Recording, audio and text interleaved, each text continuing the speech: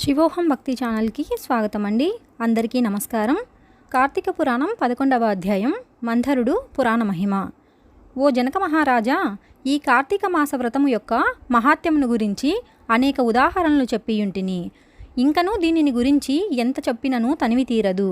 ఈ మాసమందు విష్ణువును అవిసె పూలలతో పూజించిన ఎడల చాంద్రమాన వ్రతము చేసినంత ఫలము కలుగును. విష్ణార్చనానంతరం పురాణ పఠనము చేసినా, చేయించినా, వినినా, వినిపించినా అటువంటి వారు తప్పనిసరిగా వైకుంఠాన్నే పొందుతారు. దీనిని గురించి మరొక ఇతిహాసము చెప్పెదను, శ్రద్ధగా ఆలకింపుము అని వశిష్ఠుల వారు ఈ విధంగా చెప్పదొడంగిరి. పూర్వము కళింగ దేశమున మందరుడను విప్రుడు కలడు. అతను ఇతరుల ఇళ్లలో వంటలు చేయిస్తూ అక్కడనే భుజిస్తూ మద్య మాంసాది పానీయములు సేవిస్తూ తక్కువ జాతి వారి సాంగత్యము వలన స్నాన జప దీపారాధనాదికములను ఆచారములను పాటింపక దురాచారుడై మెలుగుచుండేవారు. అతని భార్య మహాసాత్వి, గుణవంతురాలు, శాంతిమంతురాలు. భర్త ఎంత దుర్మార్గుడైనను పతియే దైవముగా గాంచి విసుగు చెందక సకలోపచారములు చేయుచు పతివ్రతా ధర్మమును నిర్వర్తించుచుండెను. మందరుడు ఇతరుల ఇళ్లలో వంటవారుగా పనిచేయుచున్నను ఇల్లు గడవక చిన్న వర్తకము కూడా చేయసాగెను.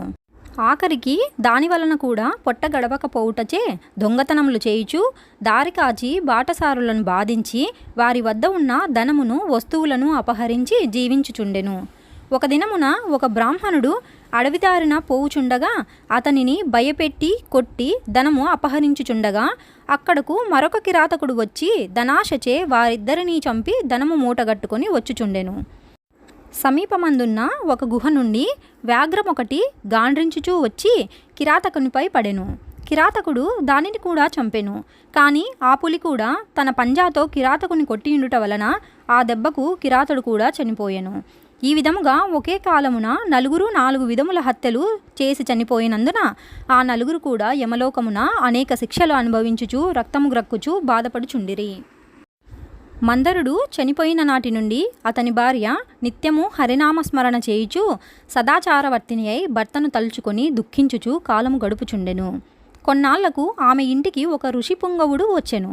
ఆ వచ్చిన ఋషిని గౌరవంగా ఆహ్వానించి అర్ఘ్యపాద్యాదులచే పూజించి, స్వామి, నేను దీనురాలను, నాకు భర్త గాని సంతతి గాని లేరు. నేను సదా హరినామస్మరణ చేయుచు జీవించుచున్నదానను. కావున నాకు మోక్ష మార్గము ప్రసాదించమని బ్రతిమాలుకొనెను. ఆమె వినయమునకు ఆచారమునకు ఆ ఋషి సంతసించి, అమ్మా, ఈ దినము కార్తీక పౌర్ణమి, చాలా పవిత్రమైన దినము. ఈ దినము వృధాగా పాడు చేసుకొనవద్దు. ఈ రాత్రి దేవాలయములో పురాణము చదువుదురు. నేను చమురు తీసుకొని వచ్చెదను. నీవు ప్రమిదను ఒత్తిని తీసుకొని రావలెను.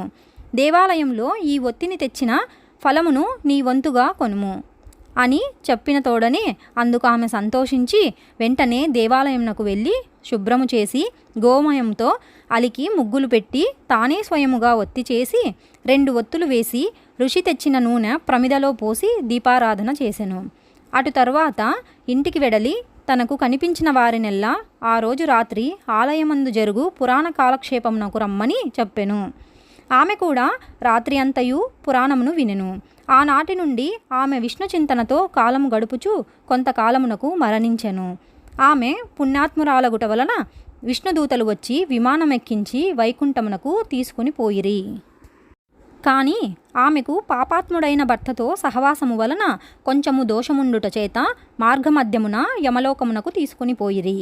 అచట నరకమందు మరి ముగ్గురితో బాధపడుచున్న తన భర్తను చూచి, ఓ విష్ణుదూతలారా, నా భర్త మరియు ముగ్గురు ఈ నరక బాధపడుచున్నారు. కావున నా యందు దయ ఉంచి వారిని ఉద్ధరింపమని ప్రాధేయపడెను. విష్ణుదూతలు, అమ్మ, నీ భర్త బ్రాహ్మణుడైయుండియు స్నాన సంధ్యాదులు మాని పాపాత్ముడైనాడు. రెండవ వారు కూడా బ్రాహ్మణుడైనను అతడు కూడా ధనాశచే ప్రాణహితుని చంపి ధనము అపహరించెను. మూడవ వారు వ్యాఘ్రము. 4వ వారు పూర్వము ద్రవిడ దేశమున బ్రాహ్మణుడై జన్మించినను అనేక అత్యాచారములు చేసి 12 రోజున కూడా తైలలేపనము మద్య మాంసభక్షణ చేసినవాడు. కావున పాపాత్ముడైనాడు. అందుకే ఈ నలుగురు నరక బాధలు పడుచున్నారు అని వారి చరిత్రలు చెప్పిరి.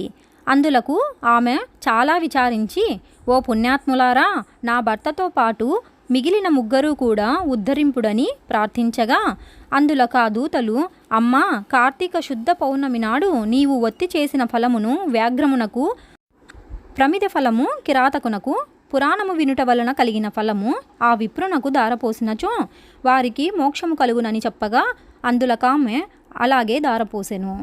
ఆ నలుగురును ఆమె కడకు వచ్చి విమానమెక్కి వైకుంఠమునకు వెళ్ళిరి. కావున ఓ రాజా, కార్తీక మాసమున పురాణము వినుట వలన, దీపము వెలిగించుట వలన ఎట్టి ఫలము కలుగునో వింటివా అని వశిష్ఠుల వారు నుడివిరి. ఏకాదశాధ్యాయము 11వ పారాయణం సమాప్తం.